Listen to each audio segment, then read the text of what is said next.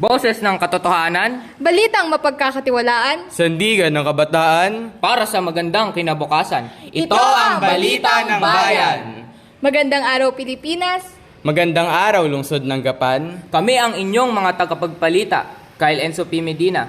Maria Alia Charisti Castillo. Jake Lawrence P. Maningo. Sa ulo ng mga nagbabagang balita,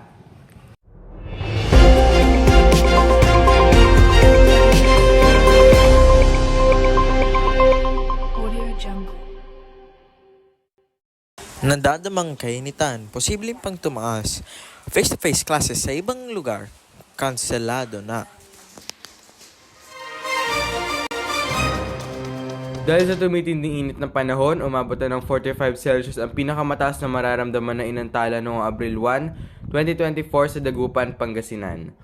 39 hanggang 44 Celsius naman ang heat index ng Western Visayas, kung saan ang face-to-face classes sa ibang paaralan dito ng ibang bahagi ng bansa ay suspendido.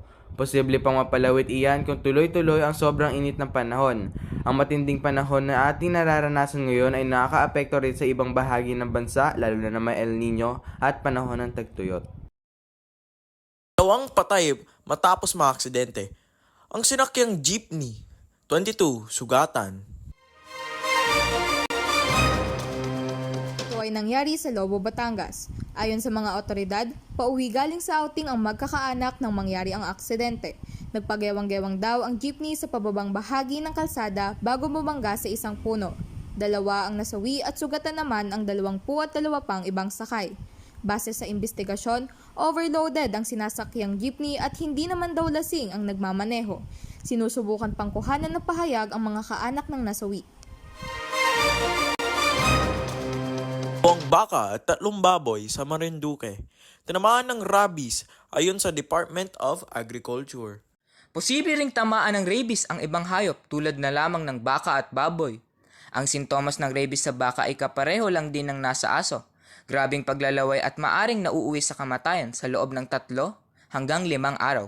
Kung hindi naluto ng maayos ang karne ng baka o baboy na may rabies, pwedeng lumipat sa tao ang virus. Mahalaga rin ang pagpili ng pinagkukunan ng karne, pero bago iyan, dapat binabakunahan na rin pati ang mga baka kontra rabies.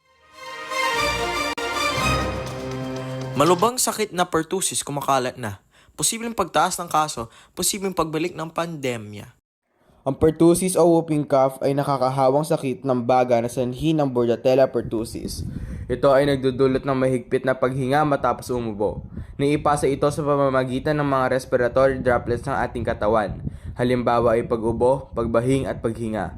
Matagal na ang kagamutan nito na maaaring magdulot ng nakakamatay na komplikasyon. May nainantala na din ng 40 na sanggol sa sakit na pertussis at 568 na kaso. Pinakamataas sa Metro Manila mula Enero 1 hanggang Abril 1. Ang mga sanggol ang karaniwang tinatamaan nito, kaunti pa lamang ngunit kailangan din natin magdoble proteksyon upang hindi na ito lumala. Lumang bayan sa Nueva Ecija, muling lumitaw matapos ang 4 na taon. Muling nasilayan ang lumang bayan ng Pantabangan sa Nueva Ecija pagkalipas ng 4 na taon. Sa video na ibinahagi ng ating bayan patroller, muling lumitaw ang mga bakas ng dating bayan matapos ang pagbaba ng level ng tubig sa Pantabangan Dam noong 1 linggo. Ayon naman sa Pantabangan Mayor, ito pa lang ang ka-4 na beses na lumitaw ang bayan mula nang naging bahagi ito ng dambuhalang imbakan ng tubig noong 1974.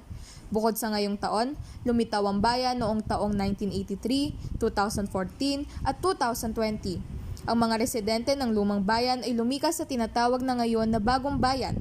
Ayon sa lokal na pamahalaan, ang Pantabangan Dam ang nagsusuplay ng tubig sa ekta-ektaryang palayan sa buong gitnang Luzon at nagsisilbing flood control para sa mabababang lugar. Balitang showbiz, bagong season ng PBB. Simulan na ngayon Hunyo. Matapos ang 2 taon, muling magbubukas ang bahay ni Kuya para sa mga bagong housemates. Aminado ang isa sa mga host ng reality show na si Robby Domingo na ikinagulat niya ang anunsyo ni ABS-CBN Head of TV Production at Pinoy Big Brother Director kaugnay sa pagbubukas ng bagong season nito. Nasasabik naman si Melay Cantiveros sa mga nakahandang pasabog ngayon season. Muling magbubukas ang PBB House sa Hunyo na tatagal ng 100 araw. Sisimulan sa huling linggo ng Abril ang serye ng audition at scouting. Maaari rin tumanggap ng housemate sa pamamagitan ng virtual audition. At tabayanan na lang ang iba pang detalye kaugnay sa mga auditions ng PBB. It's showtime sa GMA 7 Trending. Ito ang makasaysayang Sunny Boy sa naunang pagkakataon na nagpasaya ang It's Showtime sa GMA7. Double celebration naman ito sa kapamilya star na si Vice Ganda na nagdiriwang ng kanyang kaarawan. Number 1 trending at record-breaking din ang concurrent views ng kauna-unahang pag-ere ng kapamilya noontime show na Kapuso Network. Ibang Kapuso stars na rin ang sumama sa paghatid ng saya sa mga manonood. Ayon kay Vice Ganda, simula pa lang ito ng masasaya at makulay na showtime sa kapamilya at Kapuso Network. Itang sports, Pinay weightlifter nag-qualify sa 2024 Paris Olympics. Si Rose G. Ramos na ang ikapitong pambato ng Pilipinas sa Paris. Nakuha niya ang slot matapos manalo sa Women's 49 kg category sa Olympic Qualifying Tournament ng International Weightlifting Federation sa Thailand. Tubong Zamboanga City ang 20-year-old na weightlifter na ito na pinsan ng isang Olympic gold medalist na si Heidelin Diaz.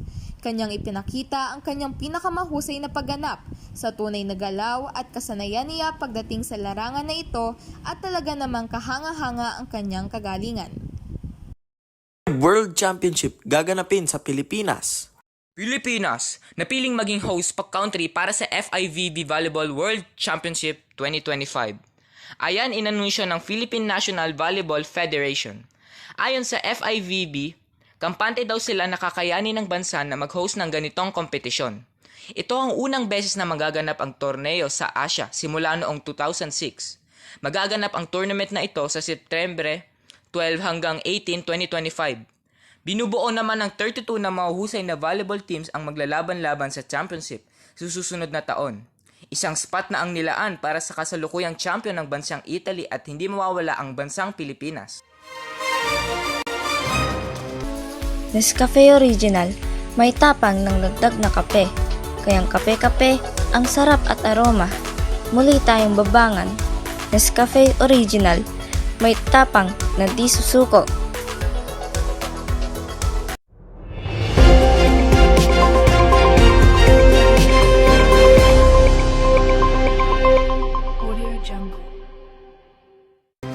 Mag-ingat sa mga magnanakaw at iwasan ang paglabas ng 10 oras ng gabi. Madami na naman tayong kaso ngayong 2024 ng pagnanakaw at panggagaha sa subong Pilipinas. 10 oras ng gabi, 11 PM sa lungsod ng Maynila ay may lalaki sa Maynila na naglalakad at bibili lamang daw sa 7-Eleven ang kanyang kakainin. Pero sa hindi niya inaasahan ay may biglang nakatusok ng kutsilyo sa kanyang baywang at sinabihan kung ito ay hindi niya ibibigay, siya daw ay sasaksakin ng magnanakaw. Kaya naman siya ay napilitang ibigay ang kanyang wallet na may mahalagang ID at perang panggastos. At madami na ding mayor, kapitan at kapitana ang gumawa ng aksyon sa kanilang lungsod at magsasaad ng 10 PM curfew simula ngayong buwan. Inaanyayahan namin ang lahat na mag-ingat lalo na sa gabi at lalo na sa mga kababaihan. Binibiling produkto, suriin mabuti at huwag basta-bastang pagkakatiwalaan. Madaming mga produkto ang sumisikat sa TikTok at sa iba't ibang shopping platforms. Pero sigurado ka bang safe ito? Ang babaeng si Jane ay umorder ng whitening cream para sa kanyang kilikiling maitim dahil sa hyperpigmentation. Marami naman daw itong magagandang resulta kaya naanyayahan siyang bumili na rin. Maganda ang epekto sa kanya nung una kahit ito ay humahapdi. Dahil ganoon daw talaga ang paggamit kahit hindi naman dapat humapdi dahil senyales na ito ng irritation or allergy. Pero pagkatapos ng isang linggo, biglang mas nangitim, namula at nagkasugat-sugat ang kanyang kilikili. Bigla na lang niya itong nalaman na hindi pala ito FDA approved. Kaya kung tayo ay bibili ng mga produkto man o pagkain, ito ay inyong i-check palagi at humanap sa mga trusted brands. At huwag madaliin ang resulta at huwag magpapabigo sa mga peking resulta na pinost sa TikTok. Mga paaralan sa Gapan magkakaroon ng grade 11 at 12. Balitang edukasyon. Ang mga paaralan sa lungsod ng Gapan ay dinagdagan na ng senior high levels. Isa na dito ang paaralang The Great Shepherdess Montessori Center Incorporated. Sa Santo Niño ay madadagdagan na rin sa tulong ni Mayor Joy Pascual at ng DepEd. Ito ay makakadagdag tulong sa mga estudyanteng matagal naghihintay ang senior high school. Asang madadagdagan ang mga guro at pag-renovate ng paaralan sa bakasyon. Ingat sa modus. Bata na kidnap ng isang nagaganap na cosplayer. Ingatan po natin ang ating mga anak sa kanilang mga iniidolo, mapa-cartoon characters, anime characters, cosplayer at marami pang iba. Ito po ang nauusong modus ngayong Abril. Pababa ang araw noong ika-6 ng Abril, alas 6 ng gabi ay may mag-ina lamang na gustong bumili ng kanilang makakain para sa hapunan. Ay nauwi sa trahedyang hindi nila inaasahan. Bibili lamang daw ang nanay ng kanyang delata na kakainin nila. Nang bigla nawala sa kanyang isip na ang kanyang anak ay kanyang nabitawan dahil ang kanyang anak lamang ay 3 taon gulang pa lamang. Nang chinek nila ang CCTV ay nakita na pala ito umano ng isang cosplayer na iniidolo ng kanyang anak.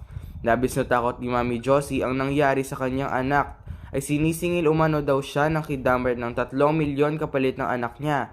Ika nga niya ay pambayad pa lang ng kuryente at tubig ay namomroblema na siya. Sa awa ng Panginoon daw ay natrack ng mga polis ang address ng kidnapper at ito ay maaaring mahuli at makulong ng 10 to 15 years. Economic depression. Kasalukuyang nangyayari sa Pilipinas. Babaksak na ang ekonomiya ng Pilipinas dahil sa sinasabing economic depression. Ang economic depression ay isang matagal na panahon ng makabuluhang pagbaba ng ekonomiya na nakikita ang pagbaba ng GDP ng isang bansa, pagtaas ng mga rate ng kawalan ng trabaho at pagdurusa ng kumpiyansa ng consumer. Inflation na wala na dahil sa mga nagugutom na Pilipino protestors at riot ay nangyayari na rin sa iba't ibang lugar sa Pilipinas. Ang sweldo ng mga tao ay bumaba na rin. Wala pang pahayag ang ating Pangulong si Bongbong Marcos ayon dito, pero ito ay inaasahang magtatagal sa loob ng 1 taon. Basketball player na si James Yap, suspendido. Si James Yap ay sinuspendido dahil sa nangyari sa kanilang nakaraang laro.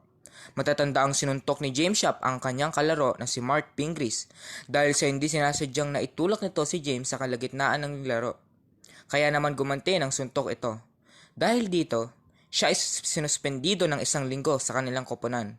Si James Yap ang humingi ng pasensya dahil sa nangyari. Ayon sa kanya ay sadyang madami lang siyang iniisip na mangyayari iyon kaya hindi niya napigilan ang kanyang sarili. Ang dalawang basketballista ay ngayon nagkaayos na muli. Volleyball player na si Alisa Valdez na aksidente sa daanan. Naaksidente ang sinasakyang motorsiklo ng isang volleyball player na si Elisha Valdez. Noong Sabado ng gabi, habang pauwi siya ng bahay galing training ay sila ay may nakasalubong ng isa pang motorsiklo na matulin ang takbo. Ayon sa kanya ay tila parang lasing ang nagmamaneho nito. Sila ay nagkambagaan at sumemplang ang kanyang sinasakyan ng motor.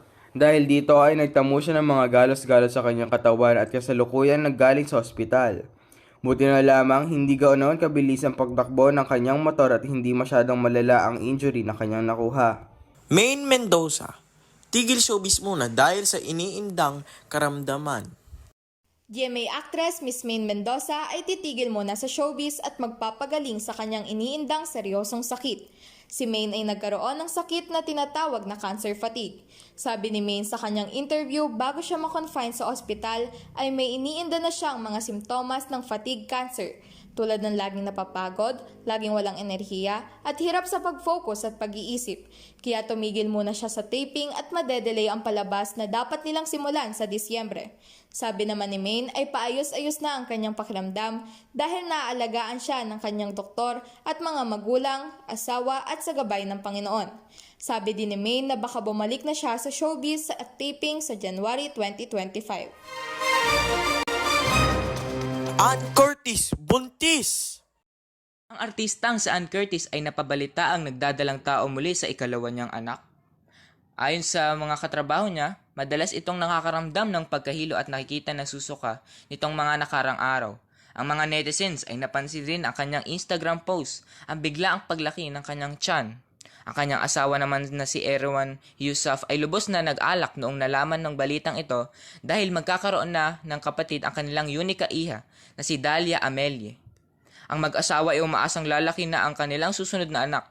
Sila Vice Ganda at iba pa niyang mga kaibigan ay nagpakita rin ng suporta sa magandang balita na ito.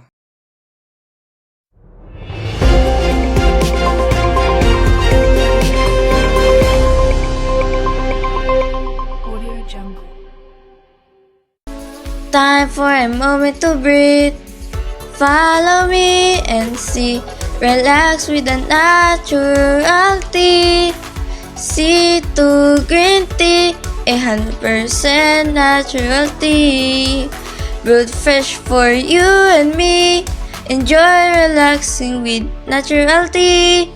Our C2 green tea. Relax the natural way with C2.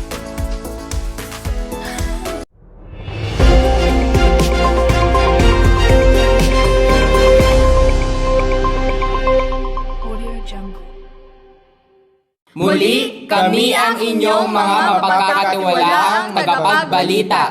Ito po si Kyle Enzo Medina. Ito po si Maria Lia Charisti Castillo. At ito po si J. Flores P. Maningo. Ito ang Balitang Bayan, serbisyong tapat lamang.